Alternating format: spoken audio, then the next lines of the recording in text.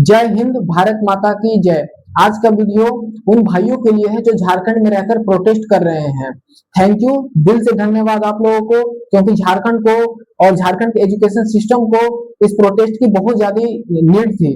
आज आप लोगों ने वो प्रोटेस्ट को बरकरार रखा है, दिल से थैंक यू। इस वीडियो में मैं आप लोगों को डिटेल में दिखाऊंगा कि झारखंड में एजुकेशन सिस्टम कैसे करप्ट हो चुका है। पिछले कई सालों में कितने पेपर लीक्स हुए हैं, कितनी धांधलियां हुई हैं। तो चलिए शुरू करते हैं। मैं किसी पूर्वक झारखंड के इस प्रोटेस्ट में शामिल नहीं हो सकता हूं, क्योंकि मैं अभी झारखंड से बहुत दूर हूं। अगर मेरी वीडियो आप लोग तक पहुंचती है तो आप लोग जरूर से शेयर करें, क्योंकि इस वीडियो में बहुत सारी चीजें मैं आपको दिखलाऊंगा कि झारखंड में कैसे एजुकेशन सिस्टम को फेल किया जा रहा है, कैसे बच्चों के साथ नाइंसाफी किया जा रहा है। JSSC मामला ये था, एग्जाम शुरू होने से पहले ही कुछ देर पहले ही पेपर लीक हो चुके थे। गिरिडीह का एक व्यक्ति था जो कि 12 से 15 लाख के बीच में इस पेपर को लीक किया था। लेकिन इसके बाद में मैं बताऊंगा कि कार्रवाई किन किन चीजों पे हुई, किन किन चीजों पे नहीं हुई, इग्नोर कर दिया गया। फिर दूसरा JSSC CGL online paper leak हुआ था। सारे व्हाट्सएप में एग्जाम शुरू होने के कुछ देर पहले ही सारे व्हाट्सएप में शेयर हो चुका था। उसके बाद कुछ समय के बाद री एग्जाम हुआ, उसमें भी पेपर लीक हुआ। फिर इसमें छानबीन हुई, लेकिन कोई कार्रवाई की नहीं गई। JPSC सिविल सर्विस एग्जाम, इसमें चतरा, धनबाद और जामताड़ा में ये मामला आया था। यहाँ पे पेपर लीक्स हुए थे, लेकिन कुछ खास एक्शन इसमें भी नहीं हुआ। फिर आता है मैट्रिक, जैक मैट्रिक का पेपर 2025 10th के स्टूडेंट लोगों का, इस पे भी एक्शन कुछ नहीं लिया गया। फिर कांस्टेबल 2026, उसमें भी कोई एक्शन नहीं लिया गया। जैसे मैंने नीट यूजी 2024 का भी बताया, हजारीबाग में हुआ था, कोई एक्शन नहीं लिया गया। इसमें एक्शन लिया गया था, मैं आपको आगे बताऊंगा कि क्या एक्शन लिया गया था। 2019 में पेपर लीक हुआ, नो नो जांच, नो FIR, नो केस। 2020 में भी सेम, कोई FIR नहीं, कोई केस नहीं। 2021 में भी same, no FIR, no case. 2022 में एक आदमी गिरफ्तार हुआ था सिर्फ। 2023 में पेपर लीक हुआ, लेकिन नो FIR, नो केस। 2024 में जो नीट यूजी का पेपर हुआ था, उसमें 48 लोग गिरफ्तार हुए थे। 2024 JPSC लीक, इसमें भी नो केस, कोई केस नहीं हुआ, कोई जेल नहीं गया, कोई FIR नहीं हुआ। 2025 पेपर लीक, जिसमें 12 से ज्यादा गिरफ्तार हुए। 2026 JPSC 14 से ज्यादा गिरफ्तार हुए। 2026 कांस्टेबल 166 प्लस गिरफ्तार हुए। क्या ये गलती गवर्नमेंट की नहीं है? गवर्नमेंट के रहते ये पेपर लीक हो जा रहे हैं, क्या गवर्नमेंट की गलती नहीं है? मुद्दा ये नहीं है कि किसकी सरकार में ये सब हो रही है, मुद्दा ये है कि सरकार कुछ नहीं कर पा रही है इन सब मुद्दों के लिए। एक राज्य की गवर्नमेंट पेपर लीक पे रोक नहीं लगा सकती है। एक पेपर लीक, दो पेपर लीक समझ में आता है, लेकिन हर साल एक दो पेपर लीक हो जा रही है जो मेजर पेपर होते हैं। मैं आगे चल के बताऊंगा कि पेपर लीक 10th 12th में हर ईयर होती है, लेकिन उसको नजरअंदाज कर दिया जाता है। इसका लाइव एग्जाम्पल, इसका साक्षात एग्जाम्पल मैं दूंगा आपको आगे की वीडियो में, आपको पता चलेगा कैसे। ये मुद्दा सिर्फ पेपर लीक का नहीं है। झारखंड में जितने 80 to 90% कॉलेजेस हैं, जिनमें टाइम टू टाइम एग्जाम नहीं हो पाता है। 4 साल का एग्जाम 8 साल में होता है। एक दोस्त है, उसने मेरे साथ कॉलेज में ज्वाइन किया, बट मैं दिल्ली में आकर ज्वाइन किया, वो झारखंड में आकर ज्वाइन किया। अब क्या हुआ कि वो अभी 4th सेमेस्टर में है, मैं अभी मेरा पूरा ग्रेजुएशन कंप्लीट हो चुका है। उसको भी यूपीएससी देना था, मेरे को भी यूपीएससी देना है, बट वो अब यूपीएससी नहीं दे सकता, क्योंकि अभी उसका 4th सेमेस्टर हुआ है। 2027 में उसका 5th या 6th सेमेस्टर होगा, और 2027 में मैं अटेम्प्ट लिख रहा हूँ यूपीएससी का। तो ये सबसे बड़ा मुद्दा है कि झारखंड में कहीं ना कहीं एजुकेशन सिस्टम पूरा करप्ट हो चुका है। आखिरकार पेपर लीक एक तरह का, आखिरकार पेपर लीक को माना जा सकता है कि चलो पेपर लीक पैसों के कारण हो रहा है, लेकिन 2022 में अपना 12th कंप्लीट किया, उसके बाद मुझे ग्रेजुएशन करना था, तो मैं झारखंड के नीलांबर पीतांबर यूनिवर्सिटी में गया अप्लाई करने। तो वहां पता चलता है कुछ लोगों से कि ये लोग टाइम पे एग्जाम नहीं लेते हैं, अगर तुम्हें सीरियस यूपीएससी एग्जाम देना है तो तुम झारखंड से निकल जाओ।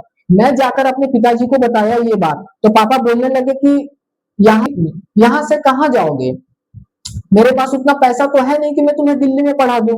अब पापा ने हिम्मत करके बोला ठीक है जाओ देखो कि क्या सीन है। मैं 1 महीने के लिए आया दिल्ली, देखा कॉलेज का फीस 60,000 रुपए है पर ईयर, टोटल 180 लाख पर 3 ईयर का ग्रेजुएशन का। पापा को बोला, पापा ने हिम्मत, पापा भी एक दो लोगों से बात की झारखंड के एजुकेशन सिस्टम को लेकर। एट द एंड क्या निकला, एट द एंड पापा बोले कि ठीक है मैं लोन लेकर तुम्हें पढ़ाऊंगा, जाओ तुम पढ़ लो। तो फिर उन्होंने मेरे को तो भेज दिया, लेकिन मेरी पापा की उस समय स्थिति नहीं थी कि मैं वो मुझे ग्रेजुएशन करा सके बाहर में दिल्ली में। क्या एक झारखंड का व्यक्ति ये नहीं सोच सकता है कि मैं अपना ग्रेजुएशन झारखंड में ही रहकर कंप्लीट कर लूं और मैं यूपीएससी के एग्जाम दे सकूं? कितने झारखंड में स्टूडेंट है जो कि यूपीएससी के एग्जाम लिख नहीं सकते हैं? उसका मात्र एक कारण यही है कि झारखंड में कॉलेज का सिस्टम भी बहुत बहुत ज्यादा खराब हो चुका है, बहुत ही ज्यादा घिनौना है वहां का कॉलेज सिस्टम। क्या वो मेरे पिताजी थे जिन्होंने हिम्मत करके बोला कि चलो जाओ तुम पढ़ाई करो, हम तुम्हें पैसा भेज देंगे जैसे तैसे। बहुत ऐसे लोग हैं झारखंड में जिनके पेरेंट्स दिल्ली अफोर्ड नहीं कर सकते हैं, दिल्ली तो छोड़ो वो झारखंड के रांची शहर को अफोर्ड नहीं कर सकते हैं, तो क्या उनका लोकल शहर वहां जो अफोर्ड कर सकते हैं वहां पे कोई सुविधा नहीं दी जा सकती है? क्या सारी गवर्नमेंट पैसों के लिए भी दी है जो कि इतने अच्छे अच्छे मुद्दे उठा ही नहीं रहे हैं? आखिरकार कुछ तो कारण रहा होगा जो कि झारखंड की गवर्नमेंट इन सब चीजों को ज्यादा गौर नहीं करते। मैंने एक वीडियो भी अपलोड किया था ट्रेन से रिलेटेड कि हर दिन 4 से 5 घंटे झारखंड में ट्रेन लेट चलती है, उसका कारण होता है सिर्फ मालगाड़ी। क्या मालगाड़ी इतना ज्यादा इंपॉर्टेंट है सवारी गाड़ियों से ज्यादा? पैसा इतना ज्यादा इंपॉर्टेंट हो जा रहा है लोगों के लिए? आखिरकार सरकार किसके लिए बनी है? हम लोगों के लिए ही तो, नागरिकों के लिए ही तो। आखिरकार एजुकेशन किसके लिए बना है? स्टूडेंट के लिए ही तो। तुम एजुकेशन भी प्रोवाइड नहीं कर पा रहे हो हमें, तो हम कहाँ जाएंगे, किसके पास जाएंगे? हर बच्चा तो दिल्ली आकर अफोर्ड नहीं कर सकता ना। मैं आपको एक और शॉकिंग चीज बताता हूँ। झारखंड में हर एक साल 10th एंड 12th का पेपर लीक होता है, लेकिन इस मुद्दे को कोई बढ़ावा नहीं देता है। मैं बताता हूँ क्योंकि मैं भी झारखंड में रहा हूँ, मैंने भी 12th का एग्जाम झारखंड बोर्ड से दिया था। अब बताता हूँ कि ये होता कैसे है। झारखंड में दो तरह का एग्जाम होता है, 2 पार्ट्स में होता है। एक होता है ओएमआर सीट पर 40 मार्क्स का, एक होता है रिटन में 40 मार्क्स का। अब इसमें क्या होता है, जो फर्स्ट 40 मार्क्स का होता है वो 1.5 घंटे का होता है। उसमें एक छोटी सी चीट पे कुछ बच्चे चीट आते हैं और उनको कोई प्रोवाइड किया होता है, मतलब कि 1 2 3 4 फील्ड रहता है, उसमें ए का 1 का ए, 2 का बी, 3 का सी, 4 का डी, लाइक ऐसे बना रहता है। ये मेरे को पता कैसे चला था, मैं 12th का एग्जाम दे रहा था तो हुआ क्या कि मैं तो थोड़ा पढ़ के गया था क्योंकि यूपीएससी का भी तैयारी कर रहा था साथ साथ, तो थोड़ा नॉलेज था मेरे को। हुआ क्या कि कॉलेज में मैं एग्जाम देने गया था, वहां पे बहुत सारे बच्चे जो कि किसी को कुछ नहीं आता था, क्योंकि जब मैं एग्जाम देने बैठा तो मैं जब अपना क्वेश्चन पेपर में सारा टिक मार दिया था 40 का 40 क्वेश्चन, तो मैं देख रहा हूँ अगल बगल सारे मुंह लटका कर बैठे हुए हैं। मैं सोचा भाई ये हो क्या रहा है, तो मैं सोचा चलो मैं इनका हेल्प कर दूंगा, पहले अपना कर लेता हूँ। तो मैंने उनका हेल्प कर दिया और उसके बाद उन्होंने मेरे को थैंक यू बोला। ये हिंदी और इंग्लिश का पेपर का बात है कि मैं उनको हेल्प किया। फिर क्या होता है, आता है हिस्ट्री पेपर की बारी। तो हिस्ट्री के पेपर में क्या होता है कि मैं देखता हूँ भाई सारे बंदे बनाए जा रहे हैं, देखो लग यार टॉपर है, और मेरे से पहले बना के बैठे हैं लोग। मुझे 1 घंटा लग गया पेपर अपना हिस्ट्री कंप्लीट करने में, उनको देख रहा हूँ मैं वो लोग 15-20 मिनट में बना के बैठे हैं। तो मैं उनसे जैसे तैसे दोस्ती बढ़ाया और फिर बाद में मेरे को पता चला कि वो कुछ पैसे देकर वो क्वेश्चन पेपर खरीद तो नहीं रहे, उनको आंसर सीट ही मिल जा रही है। तो ऐसे झारखंड में धांधलियां बढ़ रही है। ये हमारा लॉस है, ये एजुकेशन सिस्टम का लॉस है, ये झारखंड की गवर्नमेंट का लॉस है, क्योंकि अगर स्टूडेंट गवर्नमेंट से शिकायत नहीं करेगी तो किससे करेगी? ये मैं पहला इंसान होऊंगा जो इस मुद्दे को उठा रहा हूँ और इस पे सख्त कार्रवाई की जाए, क्योंकि जो बच्चे आगे बढ़ना चाहते हैं एक्चुअली में ना, वो आगे बढ़ नहीं पाएंगे। जो मेरा 77% आया था, जो मेरे से पीछे बैठा था ना वो 72% लाया था, जस्ट बिकॉज आप समझ सकते हो।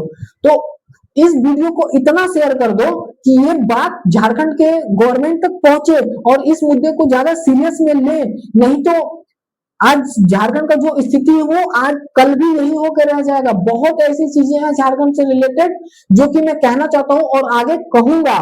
बाकी आप लोगों को ये वीडियो पसंद आया तो ज्यादा से ज्यादा शेयर करें, लाइक करें, कमेंट करें। जय हिंद, जय भारत, भारत माता की जय।